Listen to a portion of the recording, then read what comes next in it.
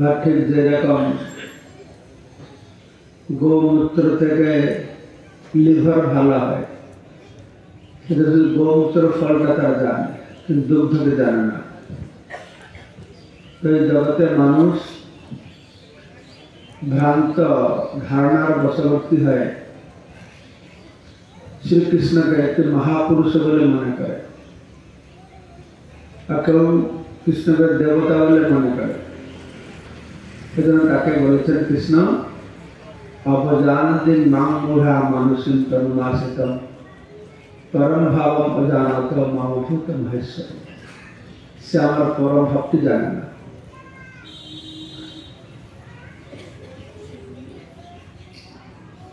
তবুও অন্ততপক্ষে তারা কৃষ্ণকে মহাপুরুষ বলে মনে করছে। কৃষ্ণের সঙ্গে যে কোনো ভাবে যুক্ত হলেই তাদের কল্যাণ হবে। আর তো কেউ বলে কৃষ্ণ বলে কেউ নেই। তো বিভিন্ন প্রকারের মতবাদ।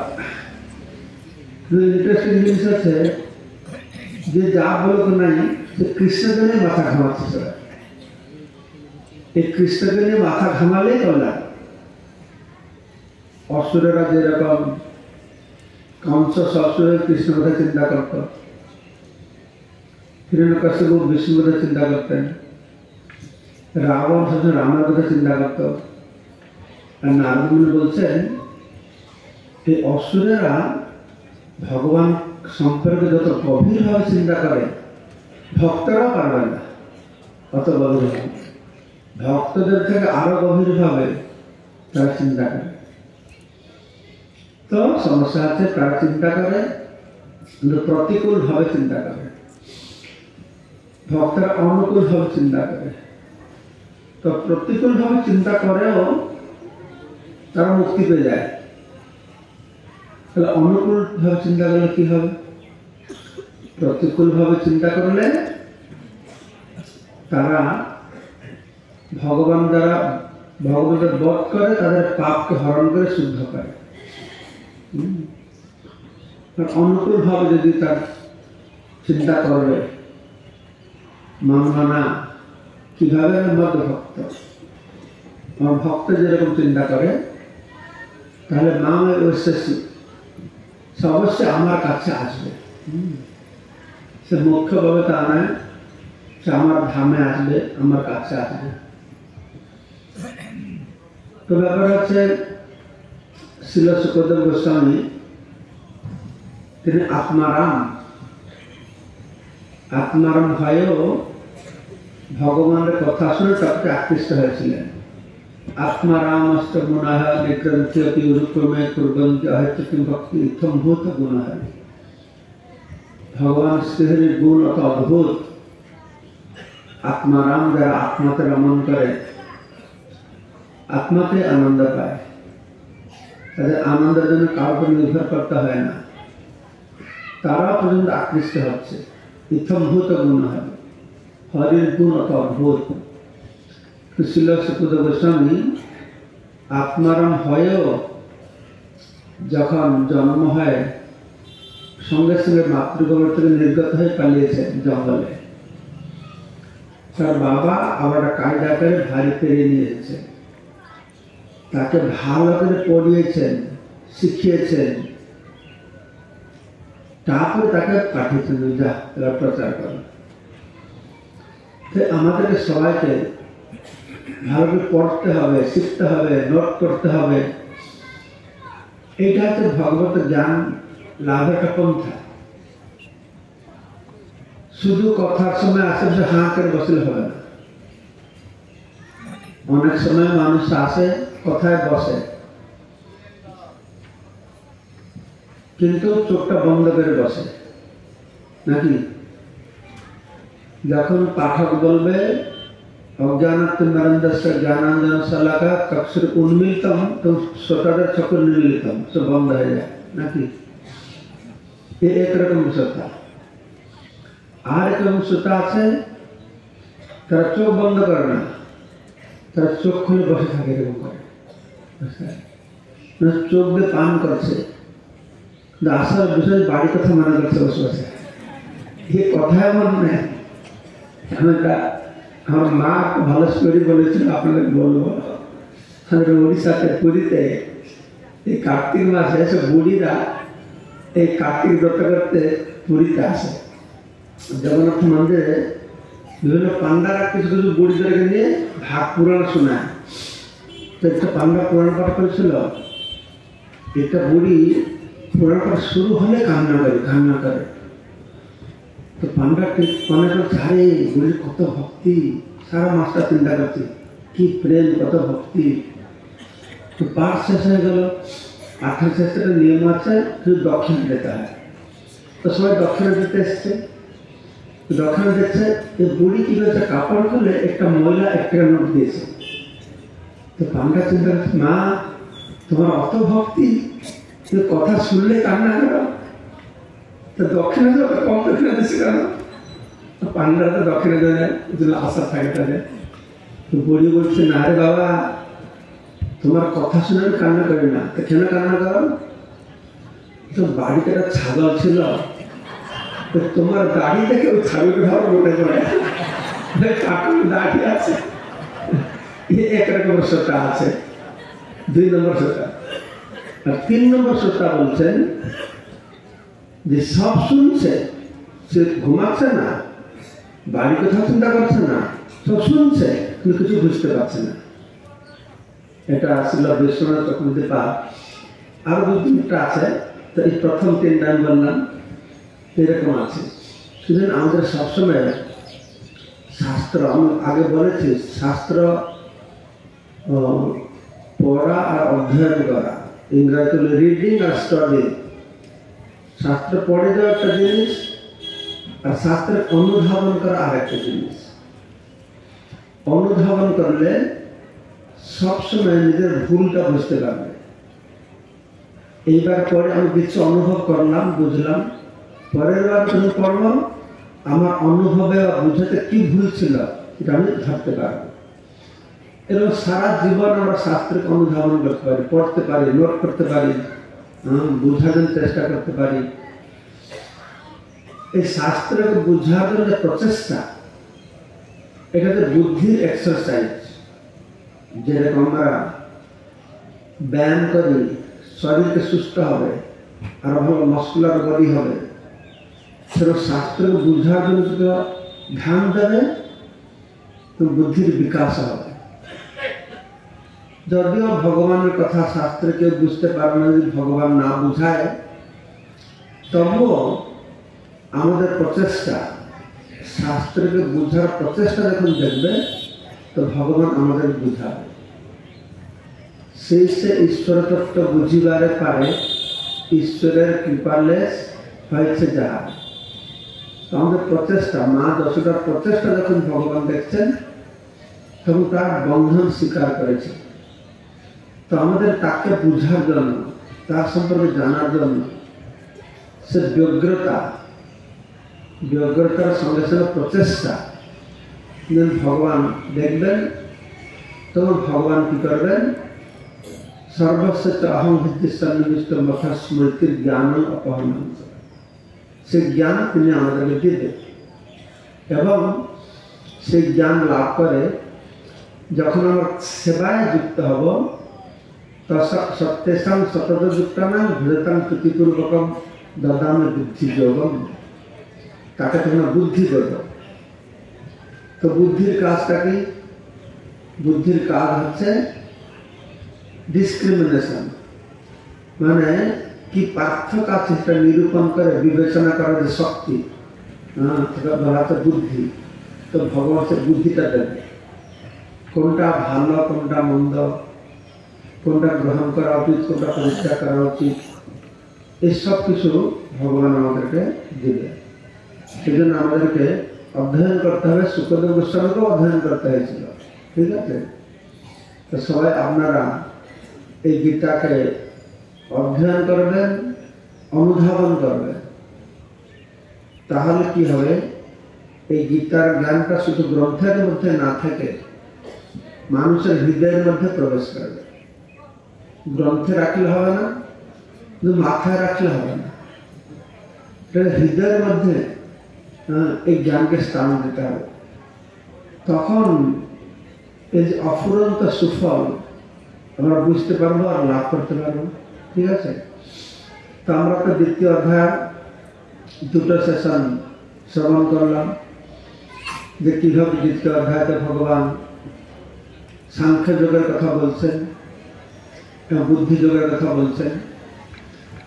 প্রথম 9টা শ্লোকে অর্জুন নিজেকে প্রস্তুতি করেছেন এই জ্ঞান লাভ করার জন্য, অর্জুনের শোক আর মোহ দূরীভূত করবার জন্য, শোক মোহরূপক অন্ধকার থেকে তাকে মুক্ত করবার জন্য ভগবান আত্মজ্ঞান রূপক তাকে প্রদীপ প্রজ্বলন করেছেন। তাই তিনি বলছেন তেষাম এবানুকম্পার্থম अहम अज्ञानतम नाशयामि आत्मभावस्त ज्ञान द्वीपन भाष्यता। যারা আমার ভক্ত তেসাম তাদেরকে আমি অনুকম্পা কৃপা করে, তেসাম এবানুকম্পার্থম অহম অজ্ঞানতম নাশয়ামি, আমি সেই অজ্ঞান থেকে প্রসূত যে অন্ধকার তাকে নাশ করব। কিভাবে নাশ করব? জ্ঞান দ্বীপন ভাষ্যতা, জ্ঞান প্রদীপ প্রজ্বলিত করে তার অন্তর থেকে সে অজ্ঞান অন্ধকারকে আমি দূরীভূত করব। তো সেই জ্ঞানটি হচ্ছে আত্মজ্ঞান। যে আত্মজ্ঞান সম্পর্কে আমরা শ্রবণ করলাম, ভগবান শ্রীকৃষ্ণ সুন্দরভাবে দেহ এবং আত্মার পার্থক্য নিরূপণ করে তার মাধ্যমে যথার্থ আত্মজ্ঞান প্রদান করলেন। আত্মার লক্ষণ কি? নিত্য, অজর, অমর, শাশ্বত, কত কথা সুন্দর বুঝে বুঝে তিনি বলেছেন। তো তারপরে আত্মার কথা বললে, যদি যুক্তির খাতিরে অর্জুনকে বলছে আত্মাকে না মানো, প্রথমত ভগবান তাকে বলেছেন যে তুমি যে ভয় পাচ্ছ এ মারা যাবে, নরকে যাবে, স্বর্গ পাবে না, তাই বলছেন যে না, আত্মা কোনদিন মরে না, তো আত্মা নিত্য, তাই তুমি ভয় পাবে না। তো অর্জুন যদি মনেও করে না আমি এটাকে মানতে পারছি না, তাতেও ভগবান বুঝিয়েছেন যে কিভাবে আমাদের সবাইকে নিজের কর্তব্য কর্ম করতে হবে। অর্জুনকে তার জন্য কর্তব্য কর্ম করতে হবে। তা কালকে আমরা শ্রবণ করলাম, ভগবান বললেন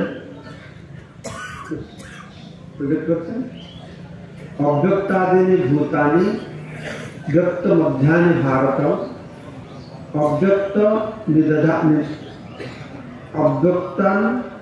অব্যক্ত নিধনানি এব তত্র কা পরিবেদনা। সব কিছু ভূত, মহাভূত, জীবভূত, কালকে আমি বলেছিলাম তার প্রথম অব্যক্ত থাকে, তারপরে ব্যক্ত হয়, তারপরে অব্যক্ত হয়। আত্মা তার শরীর থাকে না, নাম থাকে না, শরীর নাম গ্রহণ করে, তারপরে আত্মা চলে যায়, শরীর নাম আর থাকে না। ব্যক্ত অব্যক্ত, ব্যক্ত অব্যক্ত, এই শরীরটা তাই অব্যক্ত, ব্যক্ত অব্যক্ত, এই বিশ্ব ব্রহ্মাণ্ড তাই অব্যক্ত, ব্যক্ত অব্যক্ত।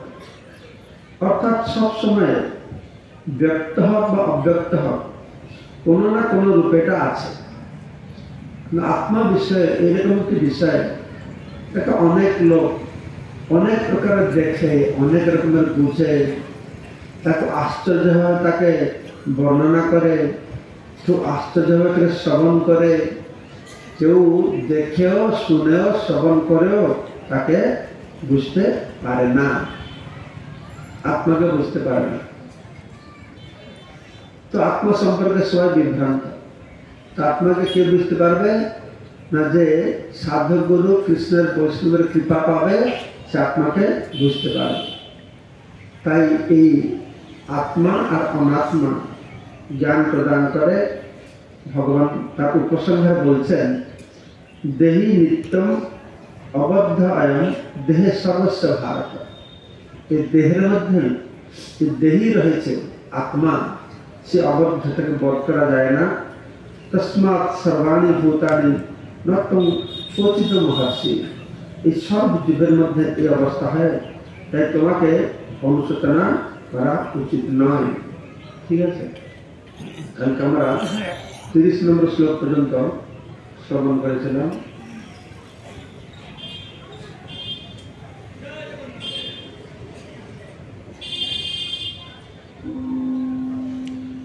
তো তারপরে এইভাবে ভগবান, আমি যে প্রথম দিন বলেছিলাম অর্জুনের 3টে দোষ ধরেছিলেন।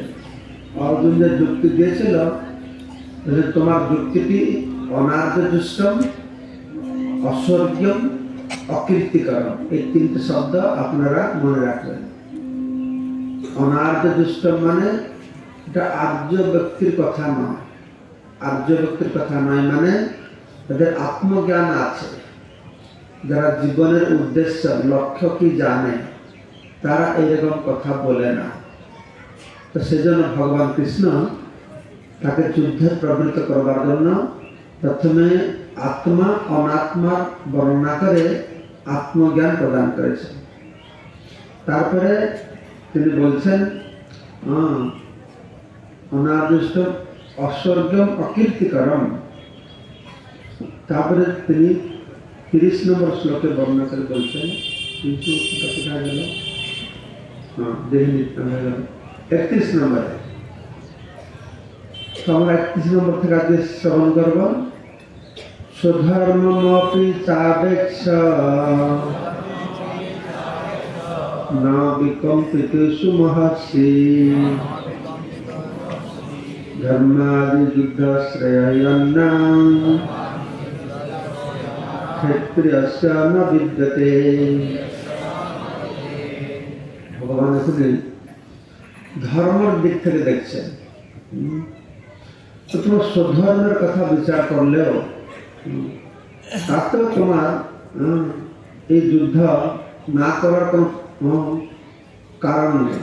তোমার এটা জানা উচিত যে ধর্ম রক্ষা করবার জন্য যে ক্ষত্রিয় যোদ্ধা বা রাজা সে যুদ্ধ করবে, তাহলে তার পক্ষে অত্যন্ত মঙ্গলকর। তার থেকে মঙ্গল কিছু নেই। তাই তোমার বিদ্যাগ্রস্ত হওয়া উচিত নয়। ক্ষত্রিয় ন বিদ্যাতে। আত্মজ্ঞান দেওয়ার পরে ভগবান এখানে ক্ষত্রিয়ের স্বধর্ম কথা বিচার করছেন, যে ক্ষত্রিয়ের জন্য যুদ্ধ করা থেকে আর ভালো মঙ্গল কিছু নেই। তো মঙ্গল কিছু নেই কি করে হবে? ক্ষত্রিয় যে যুদ্ধ করে, যুদ্ধে জয়ী হলে সে রাজা হবে, যুদ্ধে মারা গেলে স্বর্গে যাবে। তাই দুটোই মঙ্গলকর, কিন্তু এর থেকে আর কোনো মঙ্গল নেই। এটা বর্ণাশ্রমের মধ্যে খুব মঙ্গলকর। বর্ণাশ্রম 2 প্রকারের আছে, এটা সকাম বর্ণাশ্রম, এটা নিষ্কাম বর্ণাশ্রম। এটা আসুরি বর্ণাশ্রম, এটা দৈব বর্ণাশ্রম। তো ভগবান এখানে তার সকাম কর্মের কথা বর্ণনা করে বলছেন। কালকে আমি বলেছিলাম আমাদের জীবনকে শুরু করতে হবে সকাম কর্ম, কর্তব্য কর্ম। সকাম কর্মটি, কর্তব্য কর্মটি কার ভিত্তিতে করতে হবে না শাস্ত্র অনুমোদিত কর্ম। কামনা বাসন্যে কর্ম কর, কিন্তু সেই কর্মটি শাস্ত্র অনুমোদিত কর্ম হবে। তো বর্তমান যুগে তো কর্ম মানে ফ্যাক্টরি করা, চাষ করা বা বিভিন্ন কথা আমরা করি বলি, কিন্তু আগে কর্ম মানে কি যজ্ঞার্থাৎ কর্ম, যজ্ঞকেই কর্ম বলা হতো। 3 প্রকারের কর্ম কথা যে বলা হয়েছে, নিত্য কর্ম, নৈমিত্তিক কর্ম ও কাম্য কর্ম। সেই কর্ম কথা বলা হচ্ছে। বর্ণাশ্রম ধর্ম অনুসারে যে কর্ম, সেই কর্ম। তো ক্ষত্রিয় হিসাবে তুমি সেই কর্ম করবে, তাহলে কি হবে না তোমার কল্যাণ হবে। আর এখনই কি হয়েছে না যদৃচ্ছাতা উপকরণম স্বর্গদ্বারম অপাবৃতম। ক্ষত্রিয়ের জন্য যুদ্ধে মৃত্যুটা স্বর্গের দ্বার অপাবৃত হয়েছে, খুলে গেছে। সুখী না ক্ষত্রিয় পার্থ লভন্তে যুদ্ধ মৃত্যুষম। যারা খুব ভাগ্যবান ব্যক্তি তারা এই প্রকারে কি করে না যুদ্ধের সুযোগ লাভ করতে পারে। যুদ্ধ করা যদ্দুচ্ছা, তোমার যদ্দুচ্ছা, ইচ্ছা না করলে এমনি তোমার কাছে পৌঁছে গেছে, তুমি এটাকে ছাড়া উচিত নয়। অর্থাৎ তম ইমম ধর্মম সংগ্রামম ন করিষ্যসি ততঃ স্বধর্মম কীর্তিম চ হিত্বা পাপম অবাপ্স্যসি। তুমি যে প্রথমে যুক্তি দেখালে আমাকে যে আমি যুদ্ধ করলে পাপ হবে, কিন্তু এখানে ভগবান বলছেন যে যুদ্ধ না করলে পাপ হবে। তাহলে তুমি স্বর্গে যেতে পারবে না। অস্বর্গম, তোমার যুক্তিটি হচ্ছে অস্বর্গম। অর্থাৎ ইমম ধর্মম সংগ্রাম, এই যে যুদ্ধটা কি ধর্মযুদ্ধ, শাস্ত্র অনুমোদিত যুদ্ধ, স্বধর্ম পালনের জন্য যুদ্ধ। এটা যদি না করবে তাহলে কি হবে? তোমার ধর্ম তো নষ্ট হবে, তার সঙ্গে সঙ্গে কীর্তিও নষ্ট হবে। আমি কালকে বলেছিলাম কীর্তি হচ্ছে এই জগতের তোমার কীর্তি নষ্ট হবে। যুদ্ধে বললে স্বর্গে যাবে, পরলোকটার কথা বললেন, ইহ জগতের ভালোর কথা বললেন কীর্তি, পরজগতের ভালোর কথা বললেন সেটা আছে স্বর্গ, এবং পর অপরের ঊর্ধ্বে বৈকুণ্ঠে যাওয়ার কথা বললেন সেটা আত্মজ্ঞান। এবং আত্মজ্ঞান কথা ভগবান বর্ণনা করলেন। তো তারপরে অস্বর্গ কথা বর্ণনা করার পরে অকীর্তিকরণ, 3 নম্বরটি ছিল অকীর্তিকরণ।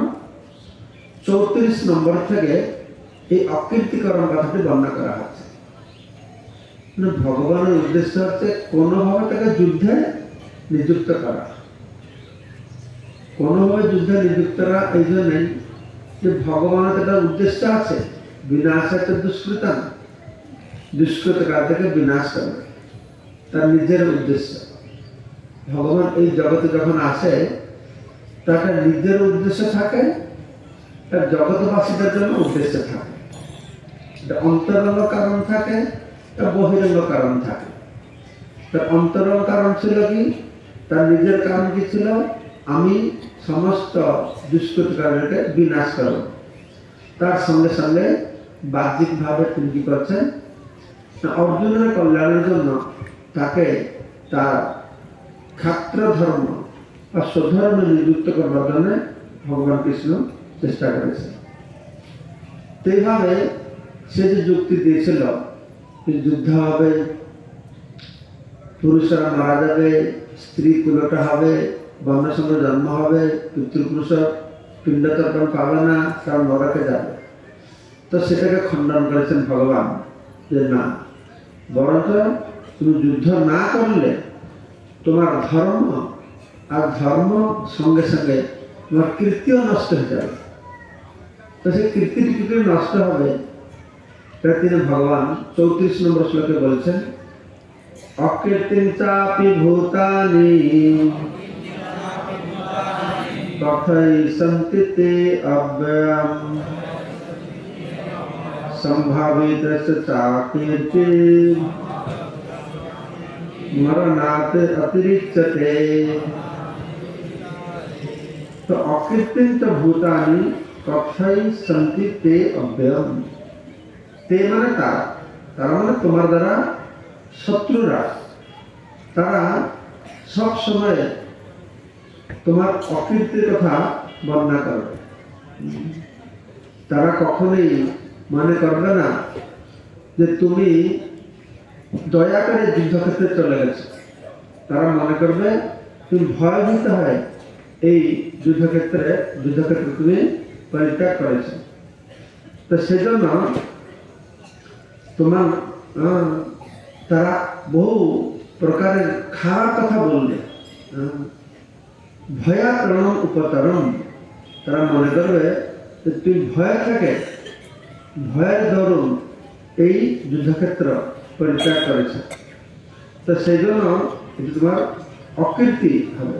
তত স্বধর্ম কীর্তিত হিত, তোমার স্বধর্ম যাবে আর তোমার কীর্তিও যাবে।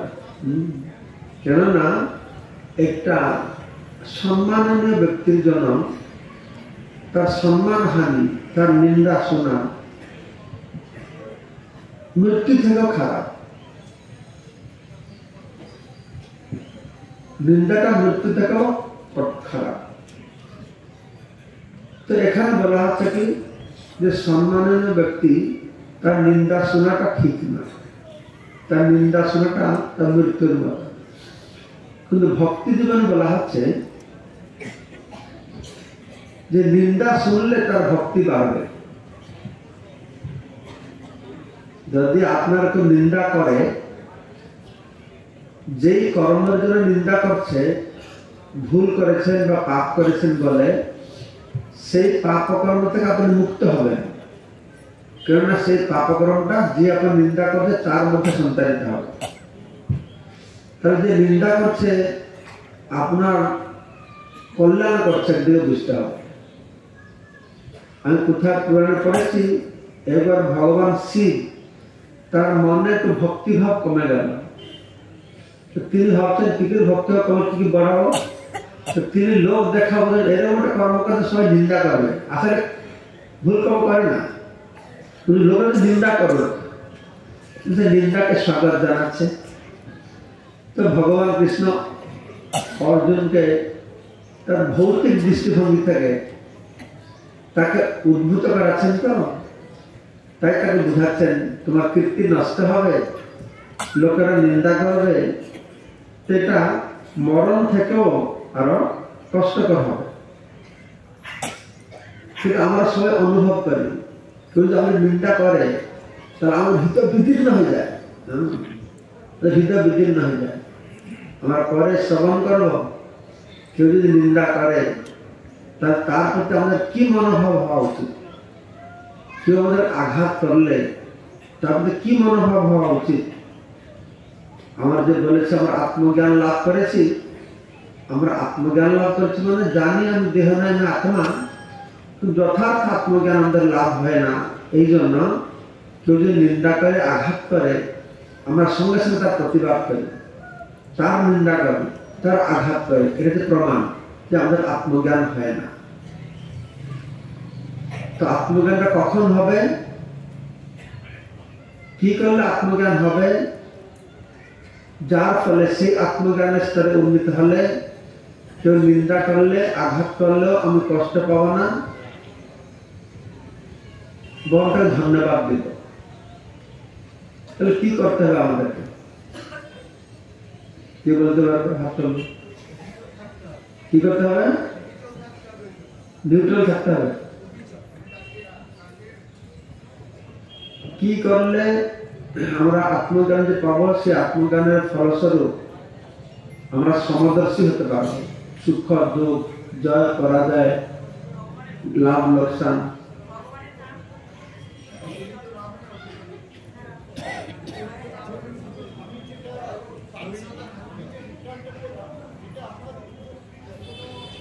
তো উনি সেটা বলছেন যে আমরা যা কর্ম করবো, কর্মগুলো ভগবানকে দেন, অর্থাৎ নিষ্কাম কর্ম। কালকে সারাদিন এটাই বলা হয়েছে।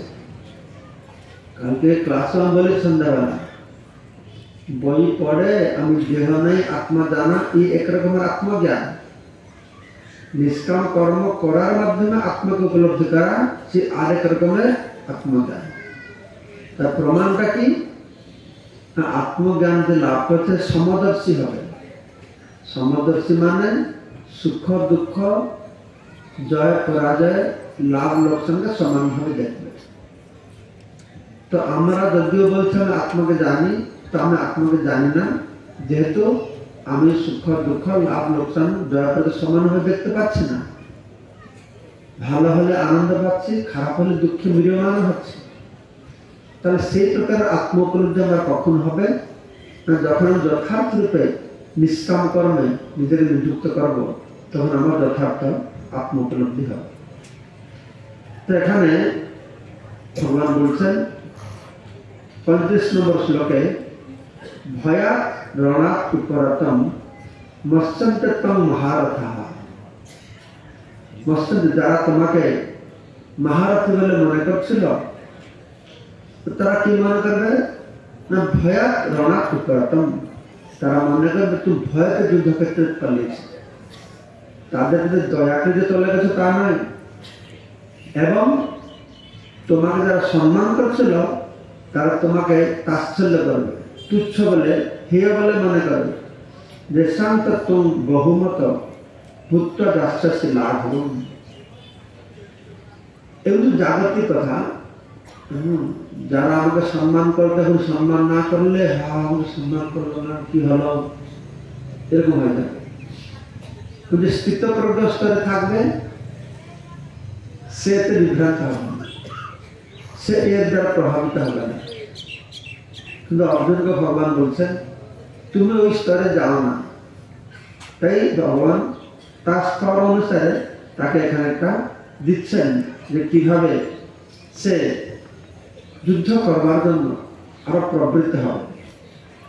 অবাচ্য বাদাংশ বহু বধিষ্যন্তি তব অহিতা।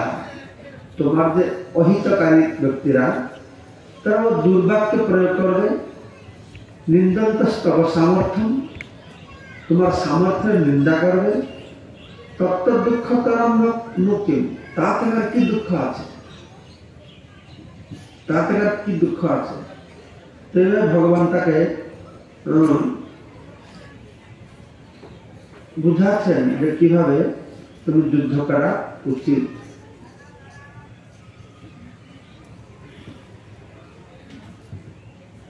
কোথায় গেল?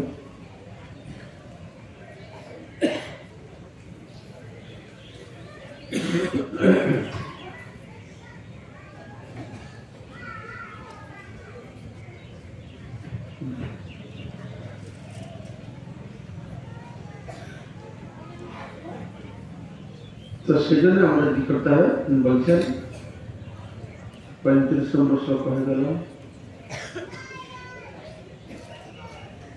37 নম্বর। তো ভগবান তার উপর সংহারে বলছেন তুমি কোনো চিন্তা করো না, তুমি যুদ্ধ করো, কেননা সত্যবা প্রাপ্যসি স্বর্গ। অর্জুন মনে মনে চিন্তা করছে এই যুদ্ধ আমি করবো না, এই জন্য সে বলেছ আমি জয় হবে না পরাজয় হবে এ তোমার নিশ্চিততা নেই। তাই এই অনিশ্চয়তামূলক একটা প্রচেষ্টা আমি এখানে নিযুক্ত করবো। তো ভগবান বলছে না, তোমার জয় হলে ভালো, পরাজয় হলে ভালো। সত্য বা প্রাপ্যসি স্বর্গম, তুমি যেখানে মরবে তাহলে স্বর্গে যাবে। একে তো এমনি নিয়ম অনুসারে যুদ্ধক্ষেত্রে যোদ্ধারা মরলেই স্বর্গে যাবে। আর বিশেষ করে কুরুক্ষেত্রে যে যুদ্ধ আছে, ধর্মক্ষেত্রে কুরুক্ষেত্রে তার বিশেষ গুণ ছিল। সেই কুরুক্ষেত্রের যুদ্ধ হচ্ছিল, সেই জায়গাটা একটা বিশেষ বরপ্রাপ্ত হয়েছিল। কুরু রাজা, কুরু নামক একজন রাজা ছিলেন, যিনি এই ক্ষেত্রে এই জায়গায় গিয়ে চাষ করছিলেন যে এইখানে যে মরবে তার পাপপূর্ণ বিচার হবে না, সোজা স্বর্গে যাবে। চাষ করছে। তো ইন্দ্র একদিন এসেছে দেখে, তুমি কি করছো? বলছে আমি চাষ করছি, এখানে যে মরবে সে স্বর্গে যাবে। তো চাষের অর্থ আমার বুঝি লঙ্গল যে চাষ করছে, কেউ কেউ বলে উনি জ্ঞানের চর্চা, জ্ঞানের চাষ করছিলেন। যাই হোক, উনি মনে করছিলেন আমি একটা জায়গা ঠিক করবো, সেটা যেই মরবে সে স্বর্গে যাবে। তো ইন্দ্র শুনে হাসি, তুমি কেন বেকার প্রচেষ্টা করছো? পূর্ণ না করে কেউ স্বর্গে যেতে পারে নাকি? তো বলে ইন্দ্র চলে গেছেন। আবার কিছুদিন পরে আসছে, আবার সে চাষ করছে কুরু রাজা। তো আবার জিজ্ঞাসা করছেন তুমি কি মূর্খ, কেন এরকম চাষ করতে? হাসছে, তুমি এখান থেকে বিরত হয়ে কাজ করতে সম্ভব হবে না, চলে গেছে। আর অনেক সময় পর আবার এসেছে, আবার সে চাষ করছে। তবে কুরু রাজার নিষ্ঠা দেখে ইন্দ্র বরদান করেছেন যে ঠিক আছে, এই স্থানে যার মৃত্যু হবে, বিশেষ করে যুদ্ধে যার মৃত্যু হবে, সে অবশ্যই স্বর্গপ্রাপ্ত হবে। সেটা ভগবান বলছেন হতবা প্রাপ্সি স্বর্গম, মরলে স্বর্গপ্রাপ্তি হবে। জিতটা বা ভক্ষের মহি, তুমি যদি বিজয়ী হবে তাহলে তুমি এই পৃথিবীকে ভোগ করবে। সেজন্য তস্মাৎ উত্তিষ্ঠ কৌন্তেয় যুদ্ধায় নিশ্চয়, হে কুন্তি পুত্র অর্জুন, সেজন্য তুমি জাগো এবং তুমি যুদ্ধ করো। তুমি যুদ্ধরূপ তোমার কর্তব্য কর্ম তুমি সম্পাদন করো। কিন্তু যুদ্ধকে কি রকম করবে এটা জানতে হবে। তুমি যুদ্ধ করো, তুমি যুদ্ধে দুঃখ সুখ দুঃখে সমকৃত, সুখ বা দুঃখকে সমান বলে মনে করবে, লাভ অলাভ জয় জয়, লাভ অলাভ হবে, জয় পরাজয় হবে, এটা সমান বলে মনে করবে। তত যুদ্ধা যুদ্ধস্ব ন এবং পাপম অবাপসে, এইভাবে যুদ্ধ করলে কি হবে, তোমার পাপ হবে না। সেইভাবে ভগবান কি করেছেন না, তার নিষ্কাম কর্মের কথা তিনি বর্ণনা করেছেন। তো নিষ্কাম কর্মের কথা যে ভগবান বর্ণনা করেছেন, আমরা সেটা একটু আলোচনা করব যে নিষ্কাম কর্ম কিভাবে, কাকে বলে যে এই নিষ্কাম কর্ম। নিষ্কাম কর্ম অর্থ আমরা জানি যে নিষ্কাম কর্ম হচ্ছে সেই কর্ম যে কর্ম কোনো ফলের আশায় করা হয় না, তাকে বলে নিষ্কাম কর্ম। ঠিক আছে, কোনো ফলের আশা না করে যে কর্ম করা হয় সে নিষ্কাম কর্ম। তো ফলের আশা না করতে কেউ কর্ম করতে পারে না, তাহলে কি করবে, তো ফলের আশা করো, তুমি ফলের প্রতি আসক্ত হবে না। তো ফলের প্রতি আসক্ত হলে সমস্যাটা কি আছে, তুমি কর্ম করেও কর্মের ফল তোমাকে ভুগতে হবে না। কতক্ষণ কর্মের ফল ভুগতে হবে না, যতক্ষণ কর্মের ফলের প্রতি তুমি আসক্ত নও ততক্ষণ কর্মের ফল ভুগতে হবে না। কেন না, কর্মের ফলের প্রতি আসক্ত না হও তাহলে কি হবে না, তুমি সেই কর্মফলের কারণ হবে না। কর্ম করে কর্মফলের কারণ হবে না যতক্ষণ ফলের প্রতি আসক্ত না হবে। নিজেকে কর্মফলের কারণ বলে মনে করো না, আসক্তি না থাকলে এই কর্মফলের কারণ হবে না। কর্ম না করার প্রতি আসক্ত হওয়া না, দুটো জিনিস। আমরা কর্মের প্রতি আসক্ত হব, তা না তো অকর্মণী হয়ে যাবে। সবসময় মনে রাখবে, ভগবান কর্মের প্রতি আসক্ত হতে বলছেন না, তিনি বলছেন কর্মফলের প্রতি আসক্ত হও। কর্ম না করার প্রতি তুমি আসক্ত হও না। 47 নম্বর প্রথম লাইনে তিনি বলছেন নিজেকে কর্মফলের কারণ বলে মনে করো না। কর্মের ফল প্রতি আসক্ত হলে কর্মফলের কারণ হবে। দ্বিতীয় লাইনে বলছেন কর্ম না করার প্রতি আসক্ত হও, অর্থাৎ কর্ম ব্যক্তি রেখে তুমি থাকো না। এখানে কর্মের কথাটি বলা হয়েছে। এই কর্ম মানে কি কর্ম, কি কর্ম কালকে আমি বলেছিলাম, কর্ম মানে কি কর্ম, কর্তব্য কর্ম। কালকে বলেছিলাম মনে আছে, কর্তব্য কর্ম মানে কি কর্ম, শাস্ত্র নির্দেশিত কর্ম। শাস্ত্র নির্দেশিত কর্ম মানে কি কর্ম, হ্যাঁ জোরে বলো, বোর্ডে লেখা নেই, তা সেখানে দেখো বলা হচ্ছিল বর্ণাশ্রম উচিত কর্ম, সেটি হচ্ছে। তো দ্বিতীয় কথা তিনি বলছেন, প্রথমে বলছেন ফলের আশা করেন, তারপরে বলছেন কি না কর্মফলে আসক্ত হবে না, কর্মফলে আসক্ত হবে না। কেননা কর্মফলের কারণ বলে মনে করো না, আসক্ত না থাকলে কর্মফলে কারণ হবে না। তো তারপর তিনি বলছেন 38 নম্বর শ্লোকে, যোগস্থ কুরুকর্ম, যোগস্থ হয় কর্ম কর। শাস্ত্র যোগস্থ প্রভুপাদ অনুবাদে বলে দিয়েছেন যোগস্থ কুরুকর্ম। আরে যোগস্থ শব্দের মানেটা কি? কর্মফলের প্রতি আসক্ত না হয়ে কর্ম করা মানে যোগস্থ কর্ম করা। যেগুলো যোগস্থ কুরুকর্মাণি, তার মানে হচ্ছে কর্মফলের প্রতি আসক্ত না হয় যে কর্ম করবে তাকে বলে যোগস্থ। কর্মফলের প্রতি আসক্ত না হয় কর্মকে বলে যোগস্থ। যোগস্থ মানে কি? সমদর্শী, সমভাবাপন্ন। এক রকমের সমদর্শী সমভাবাপন্ন হতে পারে, ধনী গরিব উচ্চ নিচু সবাইকে সমানভাবে দেখো। কিন্তু এখানে সমদর্শী বলা হয়েছে, সে সমদর্শীটি কি? সেটা হচ্ছে কি তুই সমানভাবে দেখো, যোগস্থ হয়ে কর্ম কর। তো প্রথমে বলা হলো ফলের আশা করবে না, তারপরে বলা হলো ফলের প্রতি আসক্ত হবে না, তারপরে বলা আছে কি ফলটা যখন পাবে, সফল হোক বিফল হোক, জয় হোক পরাজয় হোক, লাভ হোক লোকসান হোক, সমদর্শী সমানভাবে গ্রহণ করে। তো নিষ্কাম কর্মের তিনটে স্তর বলা হলো। প্রথম স্তর হচ্ছে ফলের আশা করো না, কর্মণীয় অধিকার আসতে মা ফলে সুতরাং আসে। তারপর বলা আছে কর্মের ফল আসক্ত হয় না, কারণ আসক্ত হলে কর্মের কারণ হয়ে যাবে। তারপরে বলা হচ্ছে তুমি ফলের প্রতি আসক্ত হলেও যেটা পাবে সেটাকে গ্রহণ করো। কত সুন্দর হবে ধাপে ধাপে করে কৃষ্ণ ভগবান কি করছেন, এই নিষ্কাম কর্মকে বোঝাচ্ছে যে তুমি কর্ম করো, এটা আমার কর্তব্য কর্ম। মানে ভগবান বলেছেন এই কর্ম করবার জন্য, তাহলে কর্ম করে যাও। কর্মের মধ্যে ভগবান বলছেন তোমার বর্ণ আশ্রমোচিত কর্মের মধ্যে দোষ ত্রুটি থাকলেও তুমি তাকে ত্যাগ করো না।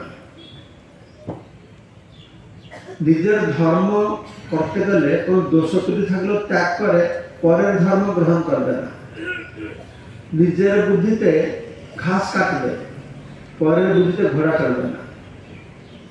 তো নিজের শাস্ত্র নির্দিষ্ট বর্ণাশ্রমোচিত কর্ম করবে, তার ভিতরে যদি দোষ ত্রুটি থাকেও তাকে ত্যাগ করবে না। তো দৃষ্টান্ত দেওয়া হচ্ছে যেন ব্রাহ্মণেরা যজ্ঞ করলে তো পশু বলি দেবে। তো সে যে বলবে না না এটা পশু হত্যা আছে, আমি এটা করবো না, এটা ছেড়ে আমি অন্য কাজ করবো, তাহলে পাপ হবে। বরং যজ্ঞতে পশু বলি দিলে তার পুণ্য হবে, তার শাস্ত্র নির্দেশিত কর্ম। ভগবান বলেছেন তুই এটা কর। পাপটা কি পুণ্যটা কি? ভগবান যেটা বলবে সেটা পুণ্য, ভগবানের মানা করাটা পাপ। ভগবান বলছেন ব্রাহ্মণকে তুই যজ্ঞতে বলিদান দেবে, সে তো মনে করবে না না এটা বলিদানটা ভালো নয়, আমি অন্য কিছু কাজ করি, তাহলে খারাপ। তুই ক্ষত্রিয়, রাজা ঘরে জন্ম হয়েছে, যুদ্ধ করা তোমার ধর্ম। তুই মনে কর না যুদ্ধ করলে হত্যা করতে হবে, হিংসা করতে হবে, আমি গুলো করবো না, তাহলে তোমার পাপ। এই যুদ্ধ করার মধ্যে যদিও স্বধর্ম নিধন শ্রেয় পরধর্ম ভয়াবহ। স্বধর্ম নিধন শ্রেয়, নিজের ধর্মের থেকে মরা বন্ধ ভালো, পরধর্ম গ্রহণ করবে না। বিগুণ, তাদের বিগুণ থাকলেও দোষ থাকলেও, সেটা বৈশ্য, তো বৈশ্য ঘরে জন্ম হয়েছে, সে মনে করছে আরে আমাকে বৈশ্য যে বিজনেস করতে হবে তো মিথ্যা বলতে হবে, মিথ্যা বলতে হচ্ছে। সে বলবে এই 4 কিলো 30 টাকা, 1 পয়সা আপনাদের প্রফিট নিচ্ছে না, আমি কি করবো, পুরো কিনা দামে দিচ্ছি, এই মিথ্যা বলবে। কিন্তু মিথ্যা তার পাপ হবে না। কেন পাপ হবে না? ভগবান বলেছে তুমি চালের সাথে পাথর মেলাবো তাহলে পাপ হবে। তুমি 10 টাকা চালকে 15 টাকায় বিক্রি করে বলবে যে না না আমি তোমার কিনা মূল্যে দিচ্ছি, তাহলে পাপ হবে না। প্রভুপাদও রেখে দিচ্ছেন। সেই ধর্মে বিগুণ থাকলেও দোষ থাকলেও তুমি তাকে ছাড়বে না, কেন কর্তব্য বুদ্ধিতে করবে। কর্তব্য বুদ্ধিতে করে সফল হোক বিফল হোক, যে বুদ্ধির দ্বারা সমানভাবে দেখা যায় বা গ্রহণ করা যায় তাকে বলা হয় যোগ। বুদ্ধি যোগ মানে সে বুদ্ধি দ্বারা সফল হোক বিফল হোক তাকে সমান বলে মনে করবে। আর প্রভুপাদ বলছেন যোগ মানে মন দ্বারা সমস্ত অনিয়ন্ত্রিত ইন্দ্রিয়কে নিয়ন্ত্রণ কর্তা যে পরম পুরুষ ভগবান তাতে স্থিরতা। হৃষিকেন হৃষিকস্য সেবনম ভক্তির উচ্চতে। যোগ শব্দের অর্থ হচ্ছে আমাদের দুর্বার ইন্দ্রিয়, অনিয়ন্ত্রিত ইন্দ্রিয় তাকে কি করতে হবে না হৃষিকেন, তার দ্বারা হৃষিকেশ, হৃষিকদের যে ঈশ্বর, হৃষিক মানে ইন্দ্রিয়, ইন্দ্রিয় যে প্রভু যে ইন্দ্রিয়কে নিয়ন্ত্রণ করতে পারে তাতে স্থির করতে হবে, তাকে বলা আছে বুদ্ধিযোগ। তো উপসংহারে ভগবান বলছেন বুদ্ধিযোগের আশ্রয় গ্রহণ কর। বুদ্ধিযোগের আশ্রয় গ্রহণ করা মানে কি না বুদ্ধিকে ভগবানে নিবিষ্ট করা। ব্যবসাত্মক বুদ্ধির কথা পরে বলা হবে। বুদ্ধিযোগের দ্বারা কি করতে হবে অবরণ, এই শ্লোকে বলা আছে অবরণ নিকৃষ্ট সকাম কর্মকে বহু দূরে রাখো। সকাম কর্ম হচ্ছে কলুষিত আর নিষ্কাম কর্ম থেকে নিকৃষ্ট, সেজন্য এটাকে তোমাকে দূরে রাখতে হবে। ভগবান বুঝিয়ে বলছেন। কৃপণ বলে বলা হয়েছে। কে কৃপণ? তারা কৃপণ যারা নিজের কর্মের ফল ভোগ করতে চায়। কর্মের ফল ভোগ করার দরুন তাই জড় জগতের বন্ধন থেকে মুক্তি না পেয়ে সে অনাদি কর্ম ফলে পরি ভবানব জলে তরিবার না দেখি পায়, তারা হচ্ছে কৃপণ। ব্রাহ্মণকে যে নিজের কর্মফল ভোগ করতে ইচ্ছা করে না, যার আত্মজ্ঞান হয়েছে, যে ব্রহ্মকে জানে এবং জগৎ দুঃখালয় অসত্যটা বুঝতে পারে, এখান থেকে মুক্তি পাওয়ার চেষ্টা করে, তাকে বলা আছে ব্রাহ্মণ। তাই বৃহৎ আরণ্যক উপনিষদে এই কৃপণ শব্দের বিভিন্ন অর্থ বলা হয়েছে। প্রথম অর্থ আমি বললাম প্রভুপাদ কি বলেছেন। প্রভুপাদ বলছেন তারা কৃপণ যারা নিজের কর্মফল ভোগ করার বাসনার দ্বারা এই জড়জগতের বন্ধনে আবদ্ধ থাকতে চায়। এটা হচ্ছে প্রভুপাদের ডেফিনেশন। তারপরে বৃহৎ আরণ্যক উপনিষদে বর্ণনা করা হচ্ছে যারা ভগবান অচ্যুতকে না জেনে এই জড় দেহ ত্যাগ করে তারা হচ্ছে কৃপণ। তারপরে ভাগবতে বর্ণনা করা হয়েছে যারা মনে করে জড় প্রকৃতি থেকে জাত জড় বস্তুই সত্য, তারা হচ্ছে কৃপণ, তারা ব্রাহ্মণ। তারপর ভাগবত আবার বলা হয়েছে যার ইন্দ্রিয়ের উপর কোনো নিয়ন্ত্রণ থাকে না তাকে বলা হয় কৃপণ। তো বুদ্ধিযোগ বা নিষ্কাম কর্ম তার ফল কি হবে? ভগবান তো বলে দিয়েছেন ব্যবসায়িকা বুদ্ধি এক কুরুনন্দন, অব্যবসায়িকা বুদ্ধি হচ্ছে বহু শাখায় অনন্ত বুদ্ধি অব্যবসায়। তো বুদ্ধিযোগ নিষ্কাম কর্ম করলে কি ফল হবে? ভগবান কৃষ্ণ যখন বললেন যে তোমাকে সাংখ্যযোগ বললাম, এখন তাকে বুদ্ধিযোগ বলল। তো তারপরে তাকে বলছেন এই বুদ্ধিযোগ নিষ্কাম কর্ম করলে কি হবে না নিষ্কাম কর্মের ফলটা কি? নিষ্কাম কর্মের ফল হচ্ছে চিত্ত শুদ্ধি হবে। আর চিত্তটা অশুদ্ধ হচ্ছে কিভাবে? পাপ কর্ম করে চিত্ত অশুদ্ধ হয়েছে, পাপ কর্ম করে। ঠিক না ভুল? ঠিক না ভুল? পাপ কর্ম করলে চিত্ত অশুদ্ধ হয় না, পুণ্য কর্ম করলে চিত্ত অশুদ্ধ হয়। চিত্ত শুদ্ধি মানে কি? চিত্ত শুদ্ধি মানে পাপ কর্ম থেকে মুক্ত হওয়া নয়। চিত্ত শুদ্ধি মানে পাপ কর্ম থেকে মুক্ত হতে হবে, পুণ্য কর্ম থেকে মুক্ত হতে হবে। এটা মনে রাখলে বুঝতে। তো ভগবান এটা বলছেন এটা যে বুদ্ধিযোগ উভয় পাপ ও পুণ্য ফলকে ধ্বংস করে। এই নিষ্কাম কর্ম পাপ আর পুণ্য কর্মের ফলকে নিষ্কাম করে, বিনাশ করে। নিষ্কাম কর্ম মানে কর্মের ফলের প্রতি উদাসীন হয়ে কর্ম করা। এটা 50 নম্বর শ্লোকে বর্ণনা করেছেন। তো সমস্ত কর্মে প্রাথমিক ফল ত্যাগ করে যে বুদ্ধি, তাকে বলা হচ্ছে বুদ্ধিযুক্ত কর্ম বা নিষ্কাম কর্ম। বুদ্ধি খাটিয়ে কর্মফলকে আমি ত্যাগ করো, তাকে বলা হচ্ছে কি না নিষ্কাম কর্ম। তারপরে বলা হচ্ছে বুদ্ধির দ্বারা কর্মফল লাভ বা লাভ না করাতে সমভাবাপন্ন হকে বুদ্ধিযোগ বলা হয়, বুদ্ধিযুক্ত বলা হয়। এর দ্বারা কি হয় না ভালো বা খারাপ ফলের প্রতিক্রিয়া নষ্ট হয়ে যায়। এ পর্যন্ত কিন্তু কিছু ভগবান কথা ভক্তি কথা বলা হচ্ছে না, শুধু বলা হয়েছে কর্মের ফল আশা করো না, ফলের প্রতি আসক্ত হও না, ভালো হোক মন্দ গ্রহণ করো, কিন্তু ভগবানকে দাও। ভক্তির কথা এ পর্যন্ত বলা হয় না।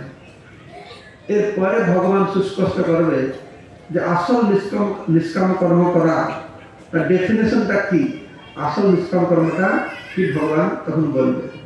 তো বলা হচ্ছে যখন সেই কর্ম করে যে কর্মের ভালো ফল আর ফলাফল প্রতিক্রিয়া নষ্ট হয়ে যায়, তার দ্বারা কি হয় না আত্মজ্ঞান লাভ হয়।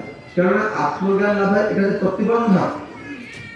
আত্মজ্ঞান লাভের প্রতিবন্ধক কি না এই ভালো করা খারাপ কর্মের প্রতিক্রিয়া, এটা হচ্ছে আত্মজ্ঞান লাভের প্রতিবন্ধক।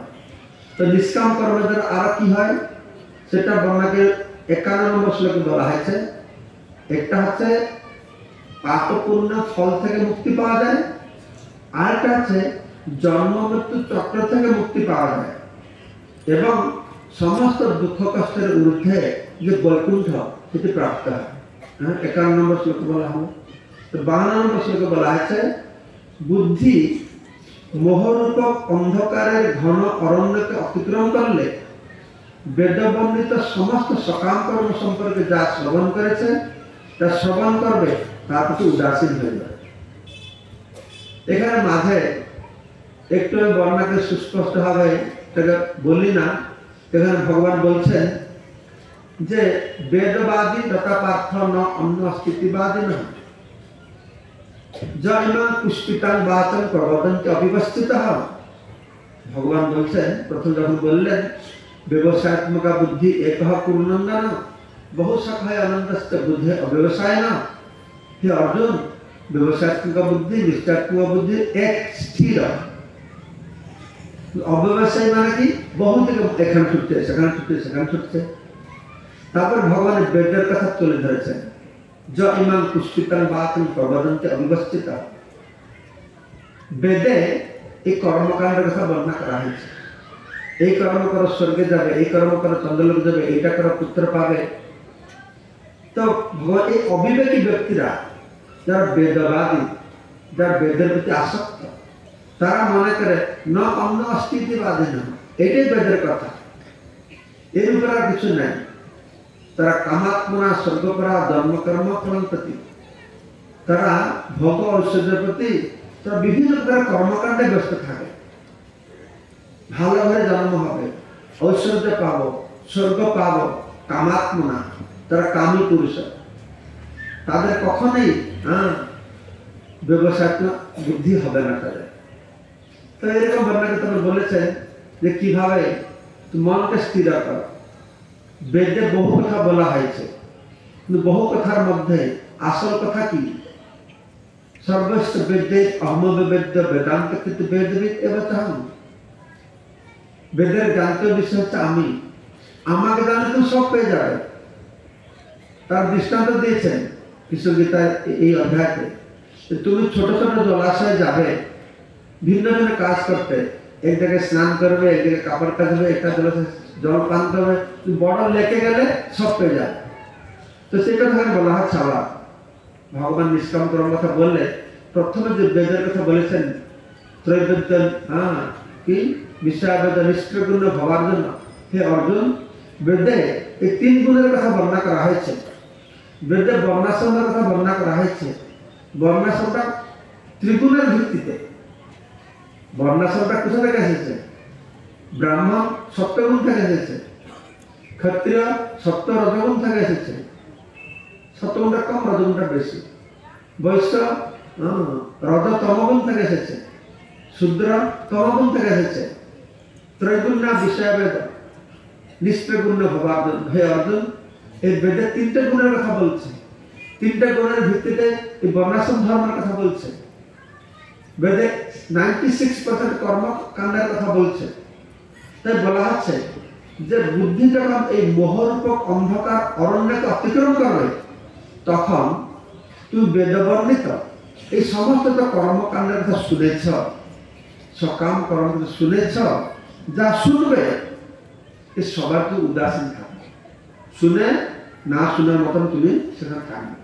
তো বলছেন যে ফলের আশা না করে কর্ম করলে হৃদয় নির্মল হয়, আর চিত্ত বা হৃদয় নির্মল হলে আত্মজ্ঞান লাভ হয়। বেদবর্ণিত সকাম কর্ম দ্বারা প্রভাবিত বিচলিত না হয়, বুদ্ধি যখন স্থির থাকে তাকে বলা হয় অচলা বুদ্ধি, তাকে বলা হয় সমাধিস্থ বুদ্ধি, তাকে বলা হয় স্থিতপ্রজ্ঞ। আত্মোপলব্ধি করে সে সমাধি অবস্থা প্রাপ্ত হয়। স্থির বুদ্ধি, আমার বুদ্ধি জগতের কথা আলোচনা করছে। নিষ্কাম কর্ম করলো, সকাম কর্ম বুদ্ধি এখানে যাবে সেখানে যাবে সেখানে যাবে। নিষ্কাম কর্ম ছিল বুদ্ধি স্থির হয়ে থাকবে। কার বুদ্ধি স্থির হয়ে থাকবে না? আত্মাতে স্থির হবে, ভগবানে স্থির হবে, ব্যবসাত্মক বুদ্ধি হবে। অব্যবসাত্মক বুদ্ধি হবে না? দেহের উপরে সে বুদ্ধি সবসময় মগ্ন থাকবে। তার ফলে কি হবে না? এটা পাবে ওটা পাবে এটা পাবে এই চিন্তা করবে। তো ফলের আশা রহিত কর্ম জ্ঞানের স্থিরতা প্রদান করে। স্থিত প্রজ্ঞ, প্রজ্ঞ মানে জ্ঞান, বুদ্ধি। বুদ্ধি স্থির হবে কি করে? বুদ্ধি ব্যবসায়ত্মক হবে কি করে? বুদ্ধি নিষ্ঠাপ্রাপ্ত হবে কি করে না? ফলের আশা রহিত কর্ম। ফলের আশা না করে যে কর্ম করা যাবে তাকে বলা হচ্ছে জ্ঞাননিষ্ঠা বা স্থিতপ্রজ্ঞ। নিষ্কাম কর্ম তথা আত্মাতে নিযুক্ত বুদ্ধিকে ব্যবসায়ত্মক বুদ্ধি বলে। আত্মাতে যে বুদ্ধি নিবিষ্ট আছে একে অচলা বুদ্ধি বলে, একে স্থিতপ্রজ্ঞ বলে, একে জ্ঞাননিষ্ঠ বলে। তো এইভাবে ভগবান শ্রীকৃষ্ণ এই বুদ্ধিযোগ নিষ্কাম কর্ম কথা বললেন। ভালো করে বুঝতে চেষ্টা করুন। নিষ্কাম কর্ম বুদ্ধিযোগ মানে সেই বুদ্ধি একমাত্র আত্মা ভগবানেতে নিবিষ্ট, অচলা বুদ্ধি। আর যে অব্যবসায়িক বুদ্ধি মানে সে চঞ্চল বুদ্ধি। চঞ্চল বুদ্ধি মানে সকাম কর্ম, নিশ্চল বুদ্ধি মানে নিষ্কাম কর্ম, আত্মার জন্য ভগবান জন্য কর্ম। তো ভগবান শ্রীকৃষ্ণ সুন্দরভাবে নিষ্কাম কর্ম কি, বুদ্ধিযোগ কি তো বুঝিয়ে বললেন। এখন অর্জুন জিজ্ঞাসা করবে যে যারা স্থিতপ্রজ্ঞ তার লক্ষণ কি, সে কিরকম বসে, কিরকম চলে, কিরকম কথা বলে। তো আমরা আজকে বিকালে স্থিতপ্রজ্ঞ অচলা ভক্তি লাভ করেছে যারা, যারা স্থির বুদ্ধি, তার লক্ষণ থেকে আমরা কি করে বুঝতে পারবো সেগুলো আজকে বিকাল আমরা শ্রবণ করবো। ঠিক আছে? जय श्री प्रभुपाद की, श्रीमद् भगवद गीता की, गौर प्रेमानंदे। हरे कृष्णा। সবাই একটু বসবেন।